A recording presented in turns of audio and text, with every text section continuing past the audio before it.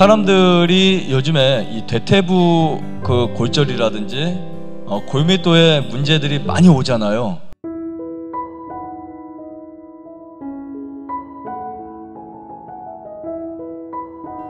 옛날 같지 않고 오히려 최근에 가면 갈수록 음식도 잘 먹고 영양도 충분한데 불구하고 골절이 많아진다고요.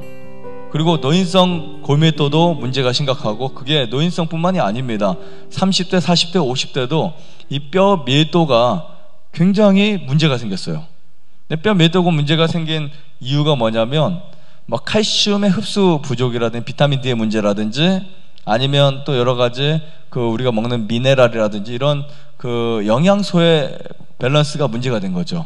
그러니까 우리가 어떻게 보면 탄수화물 섭취, 아니면 단백질 섭취, 지질 섭취는 늘어났는데 결론적으로 우리 몸에 뼈를 건강하게 만들어줄 물질들이 부족한 거예요. 근데 일반적으로 칼슘 보조제의 영양제, 이것을 보통 자연에서 얻어진 것으로, 그리고 자연에서 얻어진 것은 아주 좋다라고 생각해 온 물질입니다. 지금까지 아마 그러셨을 거예요.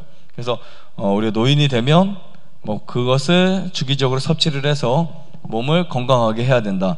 이게 일반적으로 한국 사람이나 서구 모든 세계 사람들의 공통적인 어떤 특징 중에 하나입니다. 나이가 들면 먹어야 된다. 요즘은 젊어서부터 챙겨 먹어야 된다. 이렇게 특히 여성분들 챙겨 먹어야 된다고 생각을 하는 그 영양제인데요. 의사들이나 이제 이 영양제를 취급하는 수많은 사람들은 칼슘의 칼슘 보조제의 위험성보다는 이점을 더 많이 강조해서 사람들에게 섭취하도록 권장을 합니다. 그렇죠. 대부분 병원에서도 다른 영양제는 몰라도 칼슘 섭취하라고 이제 많이 하죠. 뼈 밀도가 좋지 않다고. 그런데 문제는 이 칼슘 보조제가 안전하지 않다. 네, 이 부분이 여러 학계에서 또 연구 결과에서, 그리고 또 실제적인 경험에서 우리가 찾을 수 있는데요. 우선 칼슘 보조제가 필요한 이유라고 설명한다면 대퇴부 골절이 늘어나고 있어요. 다른 골절도 위험합니다. 다른 골밀도도 위험한데 이 대퇴부 골절이 이제 늘어나면 사망률이 그만큼 높아지는 거예요. 네, 병원에서 일해보신 분들은 아시겠지만 이 대퇴부 골절을 당한 경우에 수개월 내에 사망할 확률이 아주 높아지게 됩니다. 근데 이 골절 환자가 골절된 지 3개월 만에 사망 확률이 거의 5배에서 기존 질병이 있다면 8배 정도 늘어난다고 해요. 그러니까 심각한 부분이죠. 여성 같은 경우는 대퇴부 골절 환자인 경우에 사망률이 20% 정도 올라가고요. 1년 내에 그것도 사망 보고가. 그 다음에 이 수치를 보면은 유방암으로 인한 사망률과 거의 흡사합니다. 유방암 사망률과 대퇴부 골절 사망 환자의 그 수치가 거의 비슷할 정도면 심각한 문제거든요. 그 다음에 남자 같은 경우는 여성보다 좀 더 높습니다. 대퇴부 골절로 인한 사망률이 한 37% 정도가 되니까 아주 높은데, 문제는 대퇴부 골절 통계가 해마다 점점 늘어나고 있다는 사실이에요. 전 세계적으로 이 문제가 왜 생겼을까? 우유 많이 먹어서 그래요. 극단적으로 말씀드리면. 네. 아니면 고기 많이 드셔서 그래요. 결국 운동 안 해서 그래요. 그리고 또 햇빛 많이 쬐지 않아서 그래요. 그러나 채식을 하지 않아서 이런 경우가 더 많습니다. 그러니까 일반 식문화가 결국 이렇게 만드는 거예요. 우리가 뼈가 약해지는 이유는 식문화에 달려 있다는 사실. 그리고 일찍 자야 되는데 점점 사람들이 늦게 자잖아요. 그러니까 이 골밀도가 점점 약해지는 거예요. 네, 멜라토닌이 충분히 합성이 돼서 우리 몸에서 작용을 해야 되는데 그 문제가 생기는 겁니다. 자, 일반 상식은 뼈 건강에 우유나 칼슘 보조제가 좋다라고 하지만, 문제는 우유라고 할지라도 우유 속에 있는 유당 성분이 골절 위험성을 오히려 증가시킵니다. 그래서 우유도 사실은 전혀 의미가 없어요. 뼈 건강에는 전혀 중요하지 않습니다. 자마 인터널 메디슨에서 이런 발표를 했어요.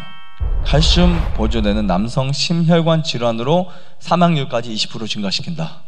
칼슘 보조제 섭취했을 때. 그 다음에 17만 991명의 여성으로 연구를 한 결과 하루 300mg의 이제 칼슘을 섭취한 여성과 68,606명의 남성이 같은 300mg의 칼슘을 섭취한 결과, 그 결과가 나왔는데요. 골밀도의 개선이 2.0%가 개선이 되었어요. 네, 2.0%. 이 말은 뭐냐면 결국 골밀도나 골절상에 전혀 도움이 되지 않았다는 거예요. 칼슘 보조제가. 그러면 고현이 이걸 먹을 이유가 없겠죠. 그냥 그 한 가지만 봤을 때 개선이 되지 않습니다. 그러면 다른 문제가 이제 있겠죠. 결국 칼슘 보조제를 장기적으로 사용하게 되면, 복용하게 되면 골절 위험성이 오히려 더 높아지게 된다. 네, 이런 연구 결과가 있습니다. 물론 연구 결과들이 다른 각도에서 보기 때문에 이쪽 연구 결과는 1992년도에 뭐 한 노인 센터를 대상으로 한 연구는 칼슘 보조제를 먹었을 때 골밀도에 43% 나아졌다, 좋아졌다, 이런 그 결과들이 있지만 이런 결과들도 있다고 말씀드리는 거예요. 그 다음에 무작위 실험에서 위약 있죠, 가짜약, 위약과 칼슘 보조제를 섭취한 결과 칼슘 보조제를 섭취한 사람들이 64% 골절 위험성이 더 높다는 보도가 있어요. 위약을 먹은 사람보다, 가짜약을 먹은 사람보다. 그러니까 이건 심각한 문제예요. 돈 주고 시간 낭비하고 소화 과정을 굉장히 힘들게 하면서 먹었던 칼슘 보조제들이 오히려 뭐 전혀 유익이 없는 것뿐만이 아니라 우리 몸에 해를 주었다는 사실, 이건 심각한 문제입니다. 그래서 저는 여러분들에게 칼슘 보조제를 섭취하지 않기를 바랍니다. 네, 칼슘 보조제보다는 차라리 좋은 음식들, 깻잎이라든지, 네, 그러나 이제 물론 심각하게 어떤 병원의 처방을 받아서 먹어야 될 경우는 뭐 알아서 하세요. 네, 이건 제가 책임질 수 없는 부분이니까 그런 부분은 여러분들 판단에 의해서 하시지만, 일반적으로 이렇게 우리가 운동할 수 있고 건강한 분들 같은 경우에 예방 차원에서 칼슘 보조제를 먹기보다는 채식을 하면 충분히 해결될 수 있다는 사실 말씀드리고 싶고요. 이 칼슘 보조제를 계속해서 장기간 섭취하면 결국은 관련된 것이 뭐냐면 수명이거든요. 수명이 짧아진다. 연구 결과 보도는 다 그래요. 남성의 수명에 관련된 부분, 여성의 수명에 관련된 부분, 이 부분을 계속해서 언급하고 있는 것입니다. 한 연구 결과를 또 보면은 이 칼슘 보조제로 인한 뇌졸중의 발생과 사망에 대한 부분이 언급되었는데요. 결국은 칼슘 보조제는 이점보다는 유해성이 더 크다. 이 부분을 정리할 수 있습니다. 이 칼슘 섭취량이 뭐 단백질, 지질 뭐 다른 것과 같이 먹어야 할 기준, 국제 기준은 없어요. 영양학의 국제 기준은 없습니다. 나라별로 다 달라요. 영국에는 500에서 1000mg, 미국 같은 경우는 거의 1000에서 1300, 1500mg. 이거 다 달라요. 다 다른데 사실 신빙성이 없습니다. 중요한 것은 뭐냐면 칼슘은 오히려 최근 학계에서는 좀 적게 섭취하는 게 낫다. 이제 칼슘 보조제를 섭취하는 경우 그렇게 이제 권장을 하고 있어요. 그러나 우리가 자연 채식에서는요, 칼슘 섭취는 뭐 그렇게 중요하지 않습니다. 그냥 우리가 먹는 식품들에 충분히 들어있으니까. 그래서 우리 몸은 스스로 자기가 판단을 해서 칼슘이 부족하면요, 똑같은 음식을 섭취했는데 칼슘 흡수율을 높여요. 네, 똑같은 깻잎을 섭취하거나, 근데 칼슘이 남으면 소비율을 높입니다. 소변 통해서 보내죠. 그리고 또 흡수를 잘 하지 않아요. 칼슘 자체, 우리가 칼슘 보조제는 칼슘 자체 먹는 거죠. 근데 깻잎에서 칼슘 흡수율이 낮아져요. 떨어뜨립니다. 우리 몸이 스스로 알아서 잘하고 있다는 거예요. 여러분들이 할 일은 칼슘을 섭취하는 게 아니라 음식을 섭취하는 거예요. 그러니까 칼슘을 섭취하는 게 아니라 깻잎을 섭취하거나, 깻잎도 많거든요, 칼슘 성분이.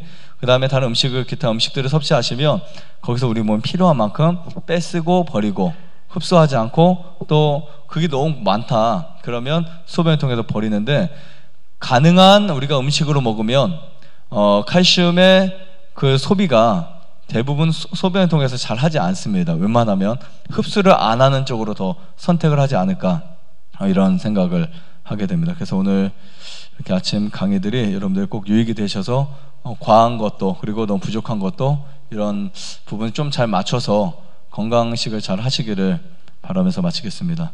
좋아요, 구독 눌러.